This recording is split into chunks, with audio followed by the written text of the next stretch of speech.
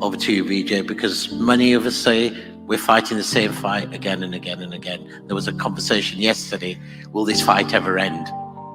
Will this fight ever end? Well, first, Asad, thanks for forcing me to come to Glasgow.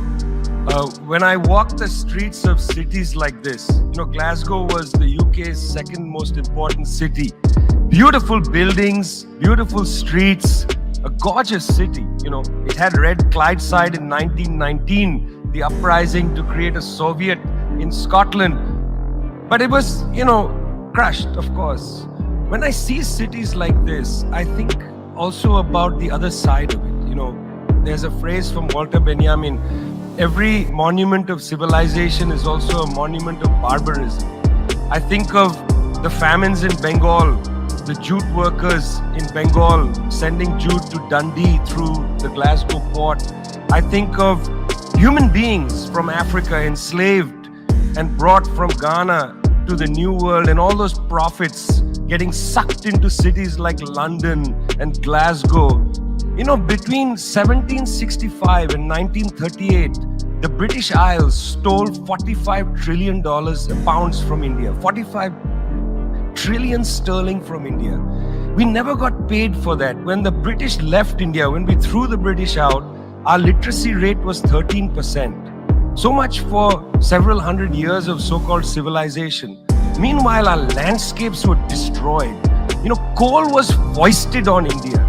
You foisted coal on us. You were the ones that came and made us coal dependent.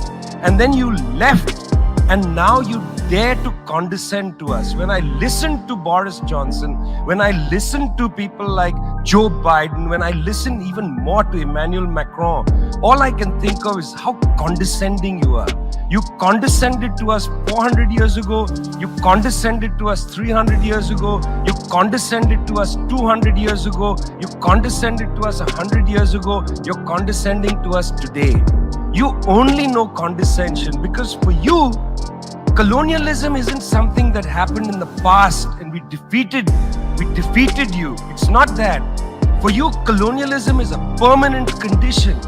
And that permanent condition happens in two ways. There's the permanent condition of the colonial mentality. You want to lecture us. You want to tell us that we are responsible for all the problems because you'll never accept that you're the one principally to blame. You signed the Rio Formula in 1992 on common and differentiated responsibilities. You like the common part. You like the common part. You like to say we're all in this together and so on. We're not in this together. The United States, 4-5% of the world's population, still uses 25% of the world's resources. You outsource production to China and then you say China is the carbon polluter. China's producing your buckets. China's producing your nuts and bolts. China's producing your phones. Try to produce it in your own countries and see your carbon emissions rise. You love lecturing us because you have a colonial mentality. Then there are colonial structures and institutions. You lend us money, and every time you lend us money, which is our money, every time the International Monetary Fund comes to our societies and they tell us, here's the money we are giving you. No, it's our money. You give us our money back as debt, and then you lecture us about how we should live. It's extraordinary. It's not just a colonial mentality. It's a colonial structures and institutions which reproduce themselves year after year after year. And let me tell you something. The climate justice movement, not clued enough on this. The climate justice movement is a movement that says we're worried about our future. What future?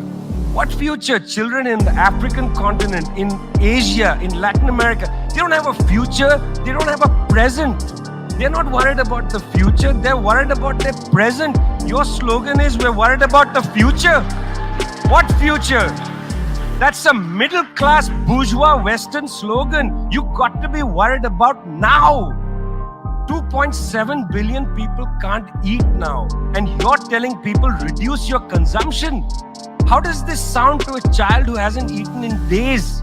You've got to clue into this, guys. You've got to clue into this. Otherwise, this movement will have no legs in the third world. No legs. Later, I'd like to tell you about the International People's Assembly, a network of 200 political organizations that we're setting up, rooted in the global south. We want to tell you what our issues are, but are you willing to listen?